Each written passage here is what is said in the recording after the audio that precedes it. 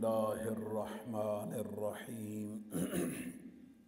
حضرت جابر بن عبداللہ رضی اللہ تعالی عنہ روایت کرتے ہیں،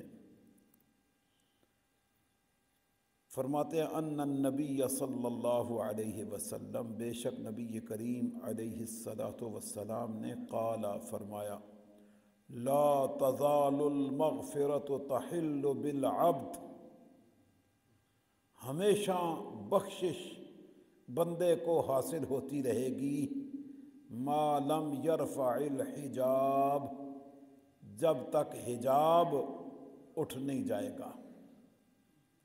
قیلا، عرض کی گئی، یا نبی اللہ ومل حجاب، اے اللہ کے نبی صلی اللہ علیہ وسلم حجاب کیا ہے؟ قال الشرک بہ، اللہ کے ساتھ کسی کو شریک ٹھہرانا، وما من نفس تلقاہ لا تشرک بہ شیئا، فرمایا نہیں ہے کوئی بھی انسان جو اپنے رب سے ملاقات کرے اور اس نے اللہ کے ساتھ کسی کو شریک نہ ٹھہرایا ہو، الا حلت لہ المغفرۃ من اللہ، فرمایا مگر اللہ کی طرف سے اس کے لیے بخشش یہ حلال ہو جائے گی، ان شاء غفر لہا و ان شاء عذبہا، اگر اللہ رب العالمین چاہے تو اس کی مغفرت فرمائے، چاہے تو اسے عذاب میں مبتلا کر دے۔ ثم قال، پھر فرمایا، لا اعلم الا ان نبی اللہ قرأ، میں نہیں جانتا مگر بے شک اللہ کے ایک نبی نے یہ آیہ کریمہ پڑھی، ان اللہ لا یغفر ان یشرک بہ، کہ بے شک اللہ نہیں معاف فرمائے گا اس کے ساتھ شریک ٹھہرانے کو، وَيَغْفِرُ مَا دُونَ ذَلِكَ، اور معاف فرما دے گا اس کے علاوہ ہر ایک کو، لِمَن یشاء، جس کے لیے چاہے گا۔ معافی رب نے اپنی چاہت پہ رکھی ہوئی ہے، جسے چاہے معاف فرمائے، جسے نہ چاہے نہ معاف فرمائے۔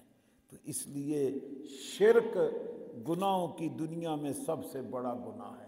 نبی پاک صلی اللہ علیہ وسلم نے جو کبیرہ گناہ شمار کروائے نا، گنتی بتائی ہے، ان کبیرہ گناہ میں بھی پہلا گناہ یہی ہے، الاشراک باللہ، اللہ کے ساتھ شریک ٹھہرانا۔ تو بندہ مومن کو اپنے ہر عمل کو شرک سے پاک رکھنا چاہیے، کہ ہمارا کوئی عمل بھی ایسا نہ ہو جس کے اندر شرک پیدا ہو جائے۔ اور شرک کی تعریف کئی مرتبہ میں آپ کو بتا چکا ہوں، اللہ رب العالمین کی ذات اور اللہ رب العالمین کی صفات میں کسی کو شریک ٹھہرانا، جس طرح اس کی ذات میں شرک منع ہے، اس کی صفات کیا ہے؟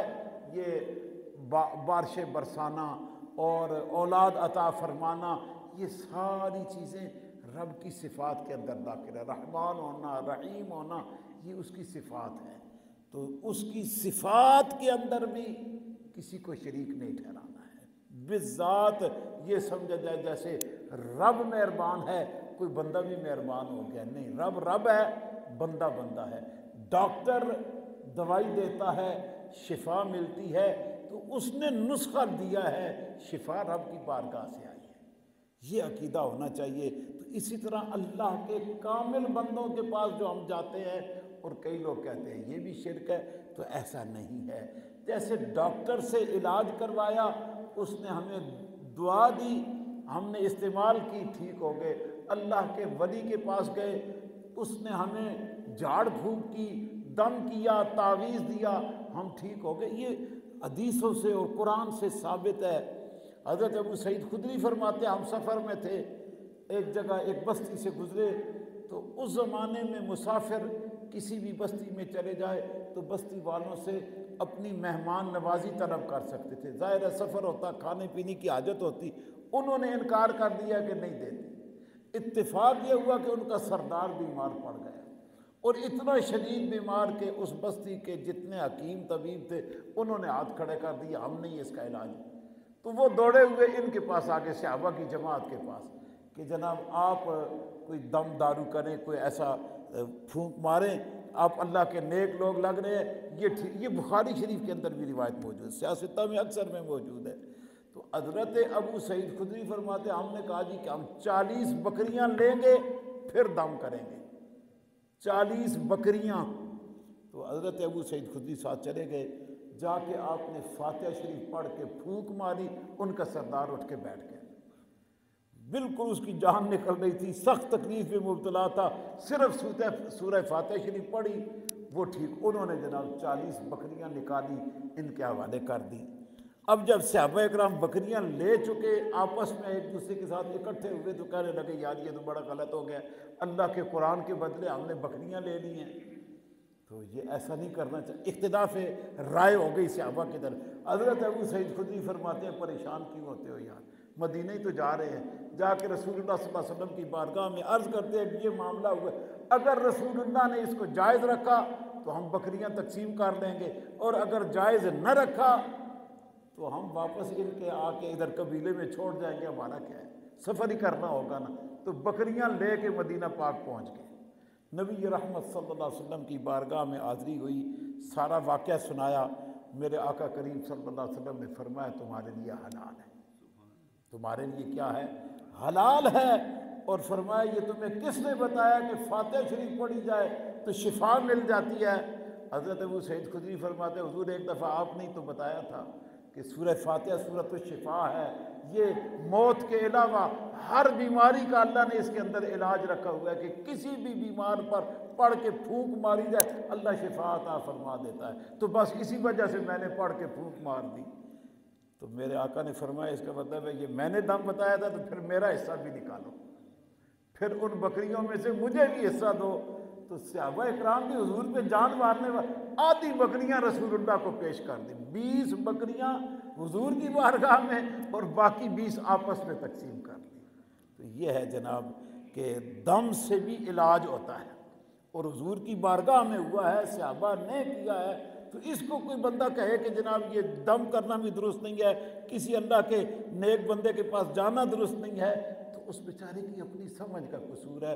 ہم سمجھتے ہیں کہ یہ اللہ کے ولی، اللہ نے ان کو ان کی کلام کے اندر ایسی برکت رکھی ہوتی ہے، اور وہ جو ہے وہ توجہ فرماتے ہیں، رب تعالیٰ مہربانی فرما دیتا ہے، اور اللہ کے ولی کے منہ سے نکلنے والے جملے میں برکت ہو جاتی ہے۔ حضور اعلیٰ پیر مہر علی شاہ صاحب رحمۃ اللہ علیہ کے پاس ایک بندہ آیا نا، دانت کو درد ہو رہی تھی، تو کہتا ہے حضرت جی دم کرو، ڈاڑھی پیڑ ہے، دندے ہیں ڈاڑھی پیڑ ہے۔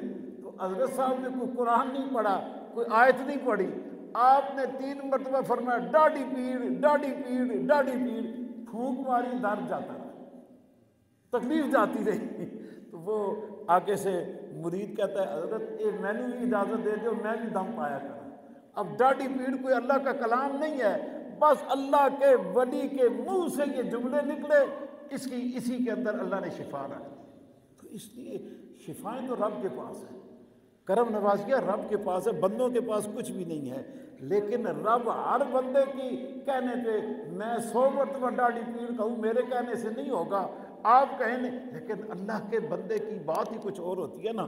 وہ علامہ اقبال کا ایک شعر بھی ہے نا، الفاظ و معانی میں تفاوت نہیں مگر، الفاظ و معانی میں تفاوت نہیں مگر، ملاح کی آذان اور مجاہد کی آذان اور، کہ مسجد میں مولوی صاحب کہیں نا اللہ اکبر، اس کی قیمت اور ہے، اور مجاہد میدان کارزار میں تلوار میں یہ دشمن پہ وار کرتے ہوئے کہے اللہ اکبر، تو اس کی قیمت ہی کچھ اور ہے۔ حالانکہ لفظ ایک ہی ہے، معنی ایک ہی ہے، پر مولوی صاحب کے مسجد میں اللہ اکبر کہنے اور مجاہد کے میدان جہاد میں اللہ اکبر کہنے کا بڑا فرق ہے، بہت بڑا فرق ہے۔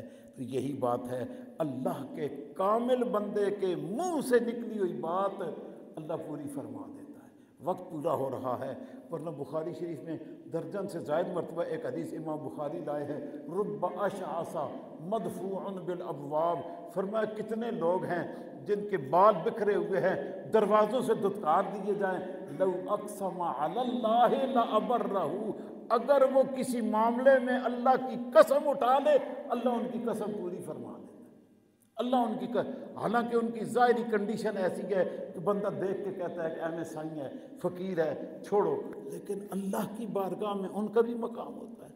تو اس لیے شرک سخت سب سے بڑا گناہ ہے، اور اس کے علاوہ میرے آقا نے فرمایا اللہ کی شفاعت ہر بندے کے لیے ہے، ہر بندہ مومن کے لیے ہے۔ ظاہر شرک نہیں ہے تو مومن ہے، مشرک ہے یا کافر ہے یا مومن ہے، تو مومن کی شفاعت ممکن ہے، گناہوں کی معافی باقی ہو سکتی ہے، سارے گناہ معاف ہو سکتے ہیں، بس نہیں معاف ہو سکتا تو شرک نہیں معاف ہو سکتا ہے۔ اللہ پاک ہمیں کامل ایمان نصیب فرمائے، اور شرک کی ہر طرح کی نحوستوں سے اللہ ہمیں محفوظ فرمائے۔ وما علیہ الا البلاغ۔